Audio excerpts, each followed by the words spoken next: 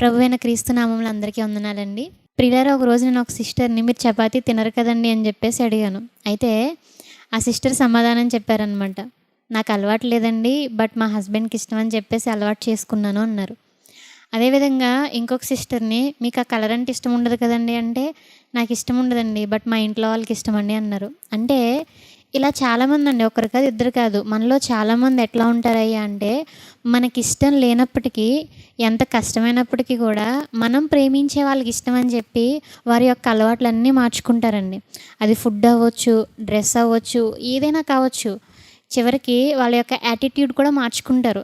అదేవిధంగా కొంతమంది పిల్లలు కూడా ఎట్లా ఉంటారంటే, తమ్ముడు మరి చిన్నప్పటి నుంచి నువ్వు డాక్టర్ అవుదాం అనుకున్నావు కదా, సడన్గా ఎందుకు నువ్వు బీటెక్కి వెళ్ళావంటే, డాడీకి ఇంజనీర్ అవ్వడం అంటే ఇష్టం అక్క అని చెప్పారండి. అంటే ఇట్లా మనలో 99% పీపుల్ ఎట్లా ఉంటారయ్యా అంటే, వాళ్ళకి ఇష్టం లేనప్పటికీ మనల్ని ప్రేమించేటువంటి వ్యక్తులకి ఇష్టమైనటువంటివి చేయడానికి ఇష్టపడుతూ ఉంటారండి. చాలా కష్టపడి అలవాట్లు మార్చుకుంటారు, ఫుడ్ మార్చుకుంటారు, ప్రతిదీ కూడా వాళ్ళకి ఇష్టం అని చెప్పి మార్చుకుంటూ ఉంటారండి.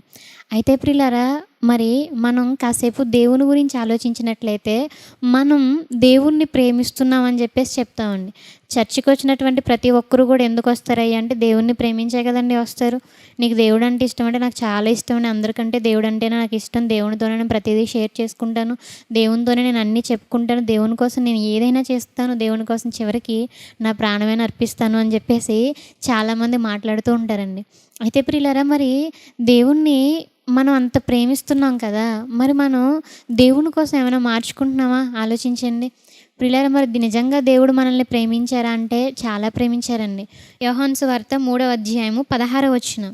దేవుడు లోకమును ఎంతో ప్రేమించెను, కాగా తన అద్వితీయ కుమారునిగా పుట్టిన వాని అందు విశ్వాసముంచు ప్రతివాడును నశింపక నిత్య జీవం పొందినట్లు ఆయనను అనుగ్రహించెను.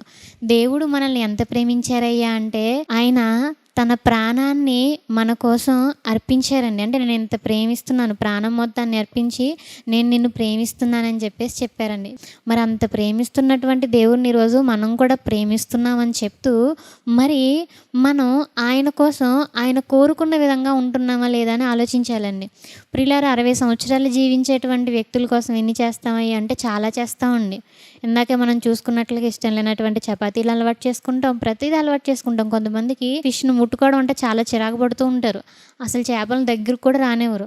అలాంటిది వాళ్ళు ప్రేమించేటువంటి వ్యక్తులకి చేపలు ఇష్టం అని చెప్పేసి వాళ్ళు చేపలను ముట్టుకోవడం, వాటిని చేయడం, వాటిని కట్ చేయడం, కర్రీ చేయడం, ఆఖరికి తినడం కూడా అలవాటు చేసుకుంటారు. చిన్నప్పటి నుంచి నీకు అసలు ఇష్టం లేదు కదా, 20 ఇయర్స్లో నువ్వు వాటి దగ్గరకు కూడా వెళ్ళలేదు కదా అంటే, మరి వాళ్ళకి ఇష్టం కదండి, అందుకే నేను ఇష్టపడుతున్నాను అంటారు.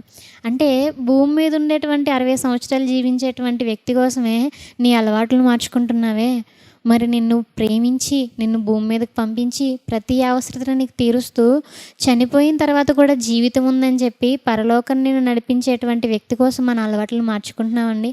ఆలోచించండి. మరి మనం దేవుణ్ణి ప్రేమిస్తున్నాం అంటున్నాం కదా, మరి మనం దేవుని కోసం ఏం మార్చుకుంటున్నాం అనేది ఆలోచన చేయాలి ప్రియులారా. ఇలా మనకి వాక్యంలో ఒక వ్యక్తి కనిపిస్తారండి. ఒక వ్యక్తిని మనం చూసినట్లయితే మార్కు సువార్త 10వ అధ్యాయము 17వ వచనం. ఆయన బయలుదేరి మార్గమున పోవుచుండగా ఒకడు పరుగెత్తుకొని వచ్చి ఆయన ఎదుట మోకాళ్ళుని, సద్బోధకుడా, నిత్య జీవమునకు వారసునుడగుటకు నేనేమి చేయదునని ఆయన్ని అడిగాను. యేసుక్రీస్తు వారు వెళ్తున్నటువంటి సమయంలో ఒక వ్యక్తి పరిగెట్టుకుంటూ వచ్చి, ప్రభువా, నేను నిత్యజీవం వెళ్ళాలి ఎలా అయినా కానీ, నేను ఇంకేం చేయాలయ్యా అని అడిగారు. అని అడిగినప్పుడు యేసుక్రీస్తు వారు ఇచ్చేటువంటి సమాధానం మనం చూసినట్లయితే, నరహత్య చేయవద్దు, వ్యభిచరింపవద్దు, దొంగిలవద్దు, అబద్ధ సాక్ష్యం పలకవద్దు, మోసపుచ్చవద్దు, నీ తల్లిదండ్రులను సన్మానింపు అనే ఆజ్ఞలు నీకు తెలియను కదా అని అతనితో చెప్పాను. అందుకతడు, బోధకుడా, బాల్యము నుండి ఇవన్నీ అనుసరింపుచునే ఉంటినని చెప్పాను.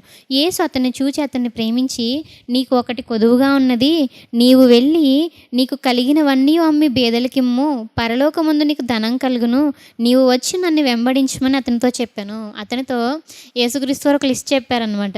నువ్వు దొంగిలించవద్దయ్యా, అబద్ధ సాక్ష్యం పలకవద్దు, నరహత్య చేయవద్దు, నీ తల్లిదండ్రులను సన్మానింపాలి, ఇవన్నీ కూడా నీకు తెలుసు కదా, ఇవన్నీ ఫాలో అయిపో చాలు అంటే, అతడు అయ్యా నేను అన్నీ చేస్తున్నాను అంటున్నాడు. అంటే అన్నీ చేస్తున్నాడంటండి. ఓకే మంచిది. అయితే ఇంకొకటి చేయట్లేదు నువ్వు. నీకు చాలా ధనం ఉంది గదా! దాన్ని అమ్మేసి బీదలకిచ్చేసి నువ్వు నాతో వచ్చేయి అని చెప్పేసి మాట్లాడుతున్నారండి. అలా అన్నప్పుడు అతడిచ్చేటువంటి సమాధానం చాలా బావుంది చూడండి. 22వ వచనం. అతడు మిగుల ఆస్తి గలవాడు గనుక ఆ మాటకు ముఖము చిన్నబుచ్చుకొని దుఃఖపడుచు వెళ్ళిపోయెను. ఏం చేస్తున్నాడయ్యా అంటే చాలా ఆస్తి కలిగినటువంటి వాడు. ఆస్తి మీద మమకారం కలిగినటువంటి వ్యక్తి. కాబట్టి దేవుని కోసం ఆ ఆస్తిని విడిచిపెట్టడానికి అతడు సిద్ధంగా లేడు. మొహం చిన్నబుచ్చుకొని దుఃఖపడుతూ వెళ్ళిపోయాడు తప్ప దాన్ని మార్చుకోవడానికి అతను ప్రయత్నం చేయలేదండి. చూసారా ప్రియులారా? మరి దేవుణ్ణి ప్రేమిస్తున్నాడా అంటే అతను ప్రేమిస్తున్నాడండి. ఎలా చెప్పగలము అని అంటే అతనే మాట్లాడుతున్నాడు. ఏమని? నేను నరహత్య చేయట్లేదు, దొంగతనం చేయట్లేదు, తల్లిదండ్రులను సన్మానిస్తున్నానంటే ఇవన్నీ ఎందుకు చేస్తున్నాడయ్యా అంటే దేవుణ్ణి ఎంతో కొంత ప్రేమిస్తున్నాడు కాబట్టి అవన్నీ ఫాలో అవుతున్నాడు. అయితే నిజంగా ప్రేమిస్తున్నాడా అని ఆలోచన చేసినట్లయితే కనుక లేదు అని మనం చెప్పొచ్చు. ఎందుకని? ఒక దాని మీద అతనికి ఆశ ఉంది, ఒకటంటే ఇష్టం, దాన్ని అతను విడిచిపెట్టడానికి సిద్ధంగా లేడు. అంటే దాని అర్థం ఏంటి? ప్రేమించట్లేదు దేవుణ్ణి. ప్రేమించట్లేదు కాబట్టి ఏం చేస్తున్నాడయ్యా అంటే మార్చుకోవడానికి ఇష్టపడట్లేదండి.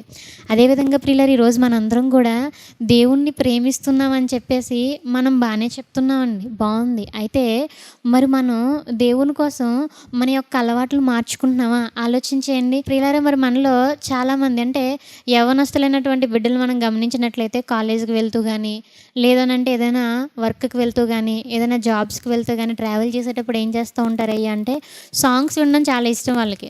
దేవునికి సంబంధించినటువంటి పాటలు కాదు, దెయ్యానికి సంబంధించినటువంటి పాటలు, అనగా మూవీ సాంగ్స్ కానీ, దేవునికి సంబంధం కాని పాటలు చాలా ఉంటాయి కదండి. అయితే దేవుడు ఏం చెప్తున్నారయ్యా అంటే వద్దు అని చెప్తున్నారు. మరి నువ్వు ప్రేమించేటువంటి దేవుడికి అవి ఇష్టం లేదు కదా, మరి నువ్వు మానేస్తున్నావా? ఆలోచించేయండి. మానేస్తున్నావా అంటే మానట్లేదండి. అదేవిధంగా కొంతమందికి సినిమాలంటే ఇష్టం. మరి నువ్వు ప్రేమించేటువంటి దేవుడికి ఇష్టం లేదు కదా, మరి నువ్వు మానేస్తున్నావా అంటే మానట్లేదండి. అదేవిధంగా లోకస్తులతో స్నేహం చేయడం అనేది ఇష్టం.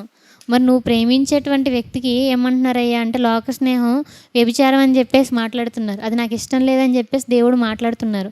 మరి మానేస్తున్నావు అంటే మానడం లేదు అండి. అంటే దీన్ని బట్టి ఏమర్థమవుతుందయ్యా అంటే మనం దేవుణ్ణి ప్రేమిస్తున్నాం కానీ ఆయనకి ఇష్టమైనటువంటి మనం చేయడానికి సిద్ధంగా లేము. అంటే దాని అర్థం ఏంటి? ప్రేమిస్తున్నాం అని చెప్పేసి భ్రమపడుతున్నాం తప్ప ప్రేమించట్లేదండి. అదేంటి సిస్టర్ ఈ ఉదయకాల సమయంలో ఇలా మాట్లాడుతున్నారు అని అంటే అది వాస్తవం అండి. ఎందుకనంటే నువ్వు ఒక వ్యక్తిని ప్రేమించావు అని అంటే ఆ వ్యక్తి ఏం చెప్తే అది నువ్వు చేయడానికి ఇష్టపడతావు. ఆ వ్యక్తికి ఏదైతే ఇష్టమై నువ్వు చేయడానికి ఇష్టపడతావు. కానీ అవి నువ్వు చేయట్లేదంటే దాని అర్థం ఏంటి? నువ్వు ప్రేమించట్లేదు. అందుకే అక్కడ ఆ వ్యక్తి కూడా తన యొక్క ధనాన్ని విడిచిపెట్టడానికి ఇష్టపడట్లేదు. అదేవిధంగా ఈరోజు మనకున్నటువంటి చిన్ని అలవాట్లు చాలా కష్టమని ఫీల్ అయిపోతూ ఉంటాయి. 20 సంవత్సరాల నుంచి నువ్వు ఇష్టం లేనటువంటి ఒక చేపను కూడా తినడానికి ఇష్టపడతావు లోకానుసారమైనటువంటి వ్యక్తి కోసం. 20 సంవత్సరాలుగా నువ్వు పెట్టుకున్నటువంటి గోల్ని కూడా త్యాగం చేస్తావు మీ పేరెంట్స్ అడిగారని చెప్పి. అదేవిధంగా దేవాది దేవుడు కూడా నిన్ను అడుగుతున్నాడు కదా ఈరోజు, వాటన్నిటిని విడిచిపెట్టు, ఈ లోకం జోలికి నువ్వు వెళ్ళకు, ఈ లోక స్నేహాన్ని నువ్వు అనుసరింపకు, లోకంతో నువ్వు స్నేహం చేయకు అని చెప్పేసి దేవుడు మాట్లాడుతున్నారు. ఆ సీరియల్స్ చూడొద్దు అని చెప్తున్నారు, యూట్యూబ్లో ఎక్కువ సమయం గడపొద్దు అని చెప్తున్నారు. మరి వీటన్నిటిని మనం విడిచిపెడుతున్నామండి? ఒకసారి ఆలోచించేయండి. కాబట్టి ప్రియులారా, నిజంగా ఈరోజు కనుక నువ్వు దేవుణ్ణి ప్రేమించినట్లయితే దేవుడు ఏమైతే చెప్తున్నారో అవన్నీ కూడా నువ్వు చేయడానికి సిద్ధపడాలి. అవి ఎంత కష్టమైనప్పటికీ కూడా వాటన్నిటినీ కూడా మనం విడిచిపెట్టి దేవుని యొక్క ఇష్టాన్ని మనం గౌరవించి దేవుడు ఇష్టపడినట్లుగా మన యొక్క జీవితాన్ని మార్చుకోవాలి తప్ప దేవునికి విరుద్ధంగా, దేవునికి వ్యతిరేకంగా మార్చుకోకూడదండి. ప్రభు పేరట మనవి చేసుకుంటున్నానండి. ప్రార్థన చేసుకుందాం. ప్రార్థన.